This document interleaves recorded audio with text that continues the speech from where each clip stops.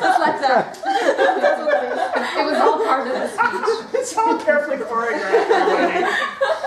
Excellent, Elin. Have you ever done something that you are a little not ready and you decide to do it? Just like me, for example, coming here to give a speech today. Well, that's what I did in the Thanksgiving trip. So John was asking me, hey, why are you wearing like this? Did you come from a gym? I came from Florida today. In Florida there, it's about 70 degrees. Yeah, my plane landed at 4 o'clock, then I came straight to Toastmasters. I went there for scuba diving. I always want to do that. I watched the documentary, The Blue Planet, from PCC, and talk about underwater. You can see all the reef fish, you can see like deep sea. Well, scuba diving really don't go that deep. But all the marine animals and the whole ecosystem underwater just fascinates me. So I wanted to go there and experience it firsthand. I was really ready to do it when I called the scuba diving center and booked the trip. Before the trip, they require all the students to complete the e-learning session. In the e-learning session, you are going to learn what scuba diving is. Then that's when I learned, oh my God, I'm going to wear 30 pounds equipment. So that is a cylinder is where you breathe the air. And all with the wetsuit is about 10 pounds. Then you are going to wear a buoyancy control device with 2 weight control in your bucket is about 20 pounds. So that's a 30 pounds equipment. And when you go down the water, that's when the challenge begins. Imagine you are wearing that 30 pounds to go jump off the boat. The challenge really begins when you have to control your buoyancy to go underwater and how deep you go, and make sure that you stay afloat. Because if you go deeper than 30 minutes, your body is going to confuse. It's like underwater, so that's what I learned. Underwater, 10 meters, the pressure will become 2 times. The 30 meters, the pressure will become 3 times. So your lung is going to decrease the size. And when you go to the 30 meters, your brain is going to confuse. That's when you have the feeling about like you are having alcohol. Your brain is going to get really high. So you need to make sure that you're not going to get too deep. Then I'm like, wow, scuba diving is really complicated. Now I'm not sure if I'm going to be ready. There is a quote I really like. It's from Yahoo CEO Melissa Mayer. She said, I always did something when I'm a little not ready. That's how I grow. When there is a moment you think, oh wow, I'm really not sure if I can do it. Then you push yourself through, that's when you have a breakthrough. I'm like, okay, I got the trip, now I learned, that's what it takes. I'm just going to remember all the knowledge and try it personally, physically by myself.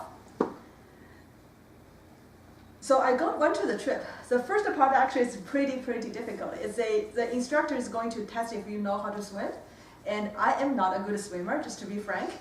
The hardest part is to go underwater and trying to be float for 10 minutes. And I was there for 3 minutes, and I'm like, I cannot really be float. I have to always relying on some assistant to keep myself float. Then the instructor like, no, you cannot do it, just go back to the water.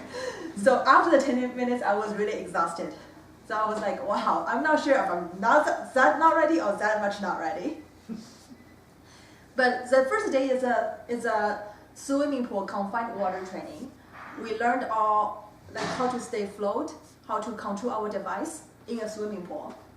The second day and the third day is when the four of us is a student group, to go on a boat with the instructor to go to the open water. In Florida, the sea actually is very beautiful.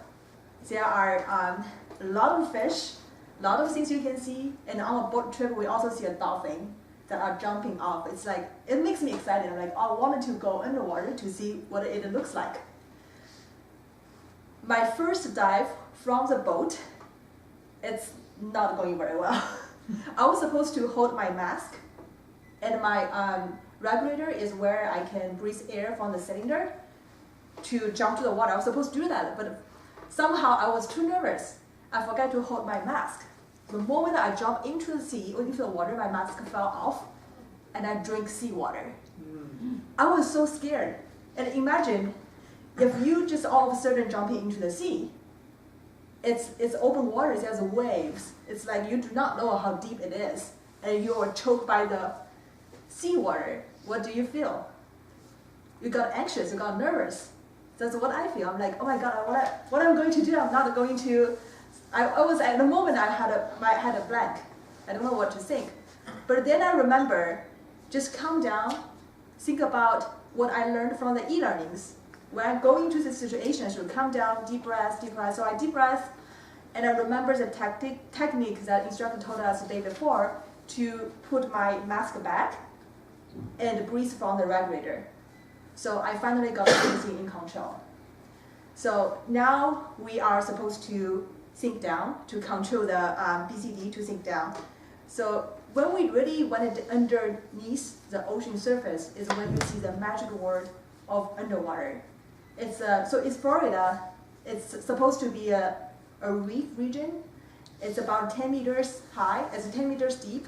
There are all kinds of fish are swimming around. There are like yellow, red, all kinds of color. I still have not gone through the fish identification training yet, so I don't know their name.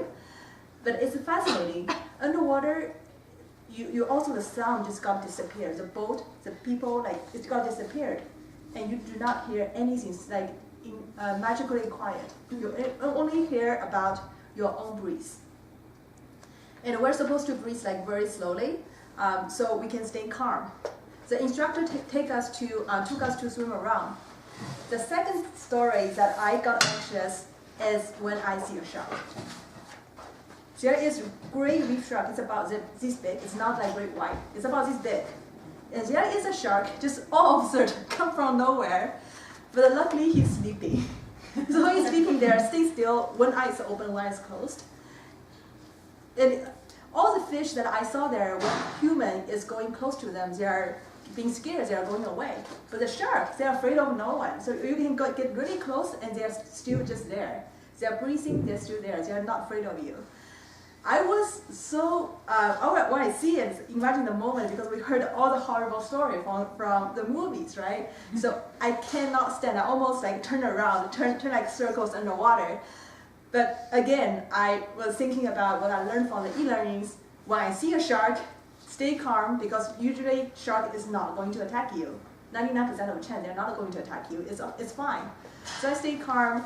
I get the control back. Just always remember to breathe deep and exhale. Breathe deep and exhale. So I did that. Then I was like, hey, it's okay. He's sleeping. He's not going to attack me or showing anything aggressively. So I stay calm, and finally I can appreciate, oh wow, this is really a shark. I do want to pet it, to be honest.